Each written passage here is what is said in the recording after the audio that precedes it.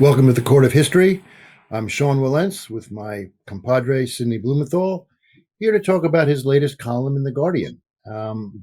Sidney, today, or was it yesterday rather, the day was reported, Trump showed up on a aircraft carrier and gave a rally speech. In fact, he said this is a rally speech before a group of sailors who actually, was sort of a mixed response. Some people rolled their eyes, but some people actually cheered him on. This I take to be his attempt to recoup from another meeting that he had at Quantico, along with Pete Hegseth, which is the subject of your column for this week. And, it's coming amidst what would look like in any other context. Maybe it should be this context as well. The preparation for a military coup. I mean, he is sending troops in. He has called for the arrest of the governor of Illinois, our friend J.B. Pritzker, as well as the mayor of Chicago. This all looks very, very ominous from anybody's point of view, with troops backing them up. But in the middle of all of this, there's this extraordinary speech at Quantico. Well, we have before us a crisis of political and military relationships between the president and the U.S. military that we really have not seen in a long, long time. There have been many incidents in the past. There was the problem involving General Douglas MacArthur and President Harry Truman, where Truman dismissed him during the Korean War, but that was nothing like this. Nothing. Where it appears that the entire senior leadership of the U.S. military has reached a quiet understanding that Trump is engaged in post-constitutional behavior that endangers their role. And they are thinking about what they might be called upon to do. Right. By the president. Yes. By the president. He's reacted, as you point out, by having this rally on an aircraft carrier. It was his reaction to what happened at the Quantico Marine Corps base when he addressed the entire leadership of the four-star generals and the admirals, where they sat quietly before him. I mean, as I wrote, quietly, I would say is underestimating. They were stone-faced. They were actually showing, almost mass indifference, if not contempt, for what the man was saying. Yeah. What I didn't write in my column is this. The background of this includes the circulation of the annual Defense Strategic Review among the senior leadership, which it appears they are not concurring in. And it may be that this was the proximate reason that they were summoned, all of them, through this, in this extraordinary, unprecedented incident to Quantico to sit and listen to the clownish animadversions of Pete Hegseth and Donald Trump's ramblings. Yes. Well, let's get to what you didn't write, but let's talk a little bit just to describe what did happen. Which, beginning with the Secretary of Defense, Pete Hegseth, who came on as a kind of comical, hyper testosteronic, strangely hyper masculine kind of performance. Right? He told them basically that they should all be better groomed, no beards, which, as you point out, means no U.S. grant, among other things. But that it was a truly, truly contemptuous performance by the Secretary of Defense in front of all of the officers that matter. Yeah, we have to remember who Hegseth is. Hegseth was barely confirmed by the U.S. Senate. He has a history of alcoholism. He has pressed for the pardoning or clemency for people who have committed war crimes. He's an erratic character. He believes in something he calls the warrior ethos, as opposed to the established rules. The established rules are what we call the Uniform Code of Military Conduct, the law within the military, and the Geneva Conventions, which the U.S. Not only has signed on to, but was the creator of after particularly World War II in response to the war crimes of the Nazis and the Japanese. So that's what he wants to do away with. That's what his warrior ethos is. And he was getting up and speaking to the military um, as though he were the director of a combination of the HR director, Barry Weiss, uh, Stephen No, Miller. you better tell our audience, remind our audience who Barry Weiss is, and who she is now. In fact, Yeah, the anti-war woke um, uh, opinionator and pundit who has now become the head of CBS News of all things. Um, on the basis of of that. Um, woke woke Hegseth believes he's a warrior against woke too. So and he depicted the generals before him who are have risen through the ranks to become who they are and leading they are the most qualified and disciplined people at the head of the greatest military force in world history. And his description was no more fat generals walking around the Pentagon, no more beardos. That means you, General Grant. Uh, and he he also was engaged in a curious psychological game there because he was sidelined and his career basically ended. He was essentially run out of the military. He was psychologically profiled internally in the military, evaluated, which is what happens when you reach a certain level of being an officer. He was considered an insider threat and an extremist. And he shouts at the generals, no more sidetracking careers, no more walking on eggshells. And, you have to think about his own past and what happened to him. And he says, we've weeded out so called toxic leaders under the guise of double blind psychological assessments. right, right, Well, right. that is a So self reference. yeah, he has an axe to grind, to be sure, in all of this, and he's nothing more than a Fox News commentator. Really, that's about it. But look, Pete Hegseth was the warm-up act, right? I mean, he was the guy who comes on before the studio audience to warm him up before before Johnny Carson hits the hits the stage, and the main act hit the stage, and he didn't get what he wanted. No, he didn't.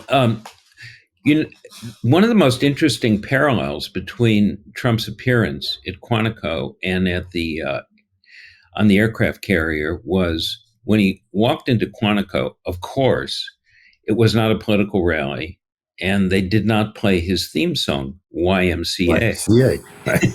It's a very, very complicated and very interesting. Yes, do go on. Yeah, culturally, complicated scene there involving the village people. But on the aircraft carrier, guess what? They played the song before he came on. So to make sure that it had the atmosphere of a political rally, he really hated what happened at Quantico. Um, he walks on, and he's greeted by silence. They're disciplined. They're the senior leadership of the military are the last people who are going to behave like they're at a political rally.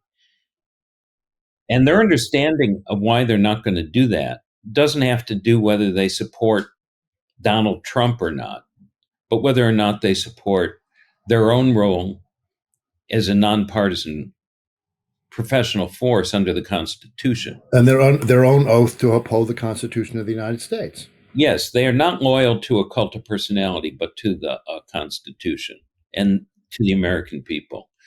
Um, General Milley, Mark Milley, the former chairman of the Joint Chiefs, in his farewell address said, "We are loyal to the Constitution. We are not loyal to a cult of personality. We are not loyal to a king." So he was very clear about what was going on, um, and that's in the background here too.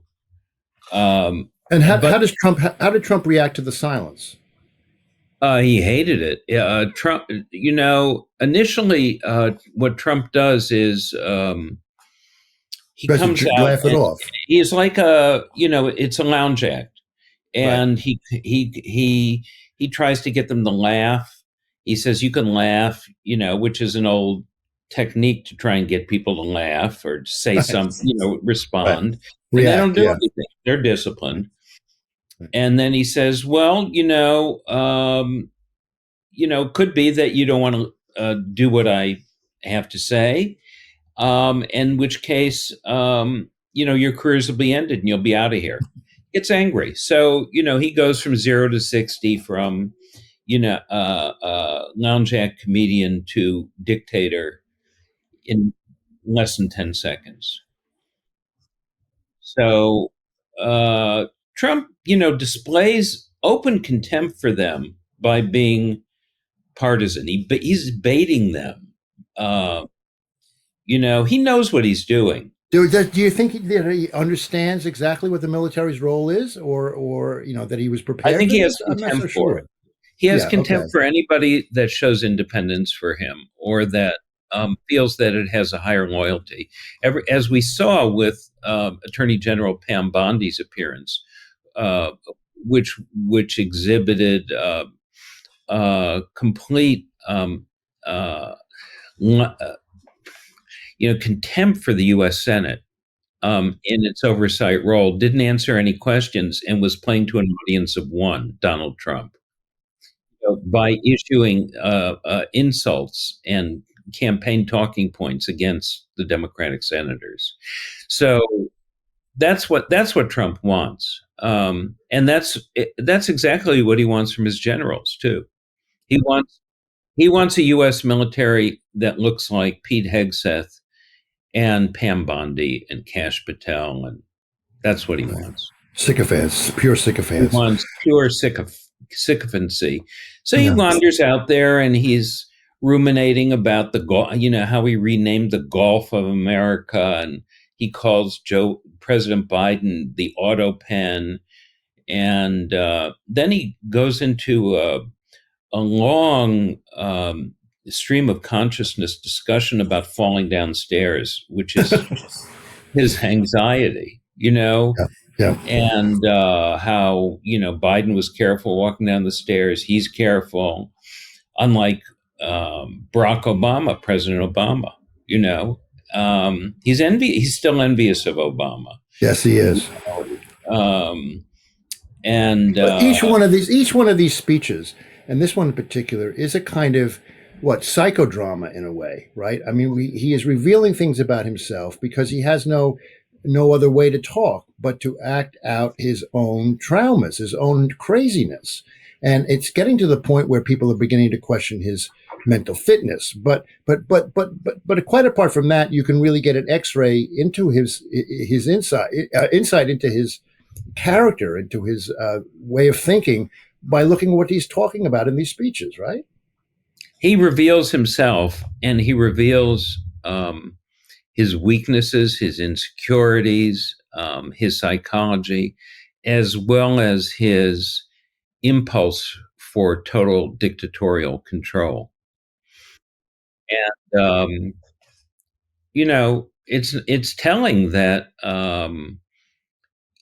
he's sending all these troops to U.S. cities, and uh, the purposes are, according to the governors that are resisting them and don't want them there, that he it's a political maneuver, and the very beginning, really, of how he intends to handle the 2026 midterm campaigns, uh, elections. We should understand what he's doing, not as a response to any real problems, but instead as the opening salvos of his effort to hold on to complete Republican control of the Congress, which has allowed him to govern as he has. And through all of that would involve not just getting prepared for martial law in effect overhanging the elections in 2026, but also really the elimination of all political opposition. He's going after Democratic cities. He's going after Democratic governors. His right hand man, if that's the way you put it, Stephen Miller, has declared that the Democratic Party is a party of domestic extremists. Is that the word?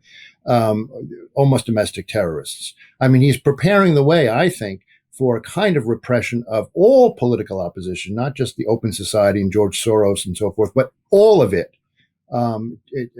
To institute a whole new regime, a one-party regime. Yeah. Well, there's not been enough attention paid to the National Security Presidential Memorandum number 7, which he issued on September 25th after the murder of Charlie Kirk. Everything's a pretext for Trump. And that was a pretext for issuing that, and followed on all of his, remarks about, using the military Right. Well, domestically. explain the memorandum. The memorandum is a new national strategy that would be implemented against an ideology. So, what is this ideology? It's described as anti Americanism, anti capitalism, anti Christianity. So, this is the government essentially ruling about religion.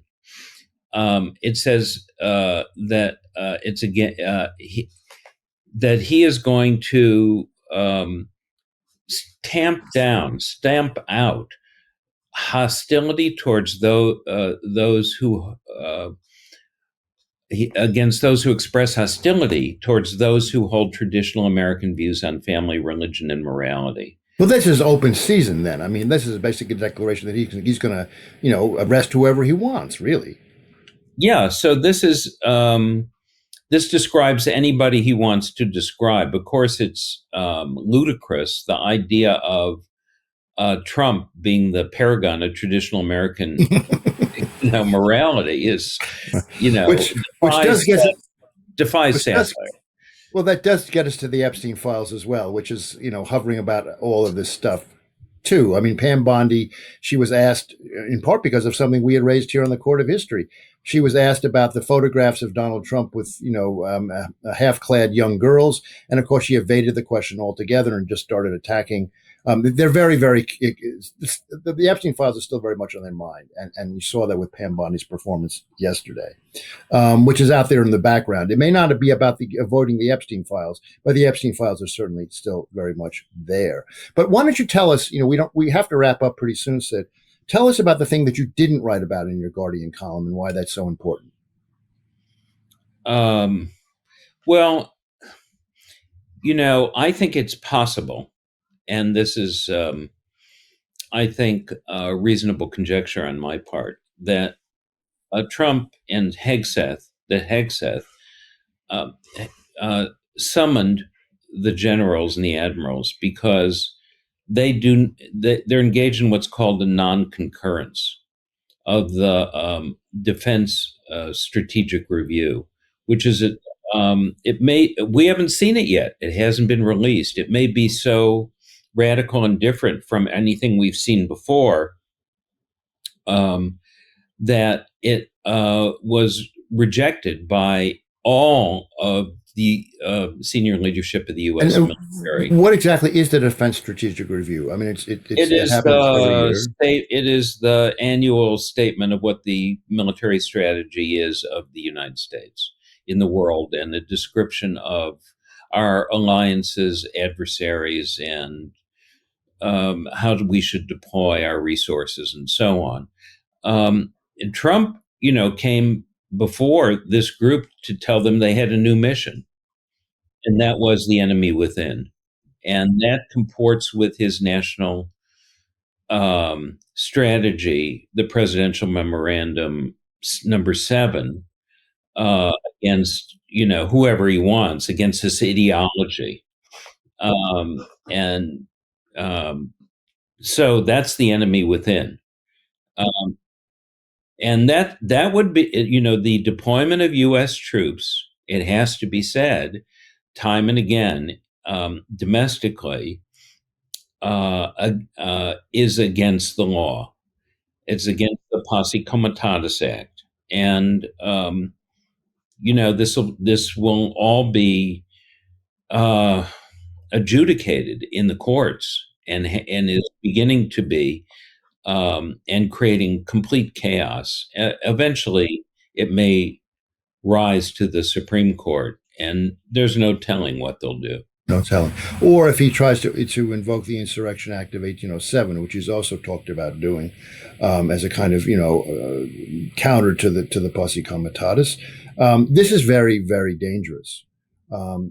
Certainly with regard to looking to 2026, but also this is an unprecedented attempt to oppose martial law throughout the country, directed particularly against Democrats. I mean, that is really what he's trying to do here. And seems to me, it's out in the open. We don't have to guess. It's right there. And, the quicker we call that for what it is, the better, I think. Yeah. We don't know what he's going to ask the military to do. And I think that the senior military itself, which is engaged always in planning, must be contemplating the crisis that they're facing. Yes, as we all are facing that crisis. Right. Well, the crisis is upon us. We're going to keep watching it very, very closely. We're going to keep on talking about it with Sidney Blumenthal and all of our guests and me, making the best sense of it we can. But for now, the court of history is adjourned. Can't get your fill of Legal AF? Me neither. That's why we formed the Legal AF Substack. Every time we mention something in a hot take, whether it's a court filing or a oral argument, come over to the Substack. You'll find the court filing and the oral argument there, including a daily roundup that I do called, wait for it, Morning AF. What else? All the other contributors from Legal AF are there as well. We got some new reporting. We got interviews. We got ad-free versions of the podcast and hot takes. Where? Legal AF on Substack. Come over now to free subscribe.